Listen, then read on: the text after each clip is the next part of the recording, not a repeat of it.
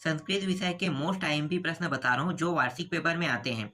तो वार्षिक पेपर में जो जो प्रश्न आएंगे उसका एकदम करेक्ट जानकारी मैं आपको दे रहा हूँ और आपको यहीं से प्रश्न देखने को मिलेगा। तो चलो कक्षा 10वीं के संस्कृत सब्जेक्ट को बता देता हूँ और ये छत्तीसगढ़ बोर्ड का है। तो छत्तीसगढ़ बोर्ड में जैसे कि ये जो अध्याय 4 है, ये परीक्षा बोर्ड में मैं बता रहा हूँ, जो कंठस्थीकरण दिया है ना, मतलब ये जो सुभाषित श्लोक है, इससे आपको कितने प्रश्न याद करने हैं? 3। मैं क्यों कह रहा हूँ? 2 तो आएगा, लेकिन 3 क्यों कह रहा हूँ? 3 इसलिए कह रहा हूँ क्योंकि इससे हर साल एक प्रश्न जो आता है ना, वो हिंदी में अनुवाद आता है, एक प्रश्न हिंदी में अनुवाद में आता है।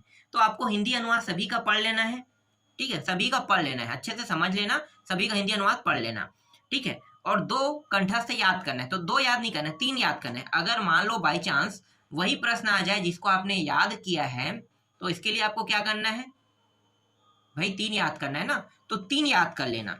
तो यहां से आप कोई भी 3 याद कर लो और जितने भी सुभाषित वाला जो अध्याय है ना, उस अध्याय में जितने भी सुभाषित दिया हुआ है उनका हिंदी अनुवाद पढ़ लेना, क्योंकि एक आएगा।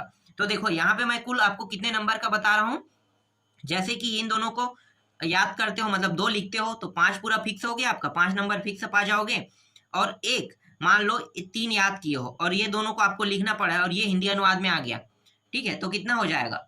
उसमें भी 2 नंबर के आसपास मिल जाएगा, ठीक है, तो 7 नंबर हो गया। फिलहाल ये क्लियर नहीं है कि कितने नंबर का है, 2 का या 4 का होता है, ठीक है, 4 का भी हो सकता है, तो मैं अभी 2 ही जोड़ रहा हूँ, ठीक है। तो 7 नंबर लगभग मान लो कि 7 नंबर मिल गया, ठीक है, याद कर लेना है यहाँ से, ये फिक्स है, आएगा ही आएगा, ठीक है। और सबसे आसान टॉपिक है, इसको छोड़ना नहीं है।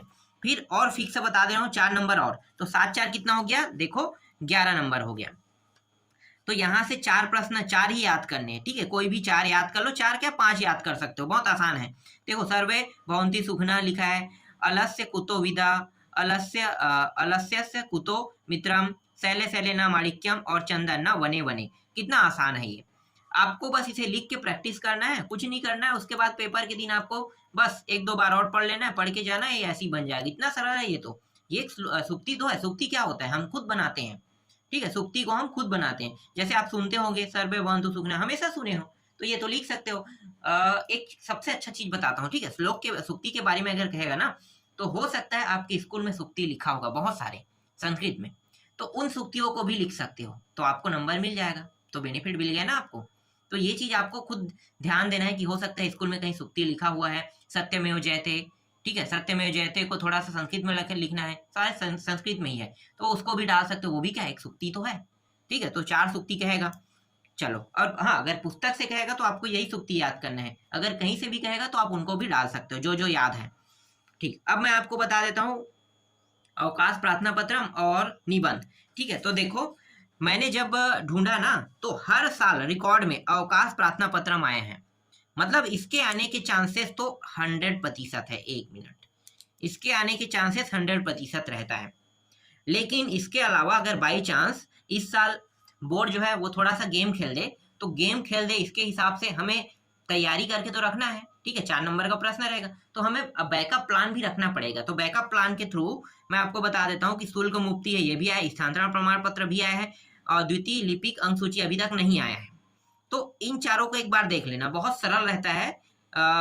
मतलब प्रार्थना पत्रम आप लोगों को पता है, सेवा में श्रीमान प्रचार महोदय, हिंदी में आपको पता है ना, बस वही तो है। उसको क्या कर रहे हो, संस्कृत में थोड़ा सा हलंत उलंत लगा के उसे बना रहे हो, कुछ ज्यादा नहीं करते हैं, हलंत बस लगा देते हैं। तो वो आप ध्यान दो कि कहाँ पे हलंत लगाना है, कहाँ पे कैसे करते हैं, तो वो चीज आपको ध्यान देना है। तो जो 4 यहाँ पे मैं दे रहा हूँ, ये 4 मुख्य है। और ये जो है ना, ये महाकवि कालिदास सुभाष चंद्र, अगर एक यहाँ पे गेम भी खेल देना बोर्ड, तो भी यहाँ से एक फिक्स है। इसलिए महाकवि कालिदास और सुभाष चंद्र बोस में से दोनों को आपको देखना है, और एक फिक्स है, और हो सकता है दोनों भी आ जाए, ठीक है, ऐसा नहीं कि दोनों भी नहीं आए, ऐसे वाली बात नहीं है, दोनों आ सकते हैं। लेकिन एक का यहाँ पे मैं 100% गारंटी के साथ कह सकता हूँ। तो ये जो 4 नंबर करेगा, ये 6 नंबर करेगा, तो 6 4 कितना हो गया? 10, 10 4 14 नंबर का मैंने बता दिया, और 14 7 कितना हो गया? 21 नंबर। तो टोटल मैंने 21 नंबर के प्रश्न बस ऐसे ही आपको बता दिया, और ये 21 नंबर फिक्स है, आपको याद कर लेना है। मैं बार बार आपको रिपीट करा रहा हूँ, इसे याद कर लेना, अभी से याद कर लो, अभी से तैयारी करके रखो, क्योंकि वार्षिक पेपर में आपके पास 21 नंबर का पहले से रहेगा, मौजूद रहेगा।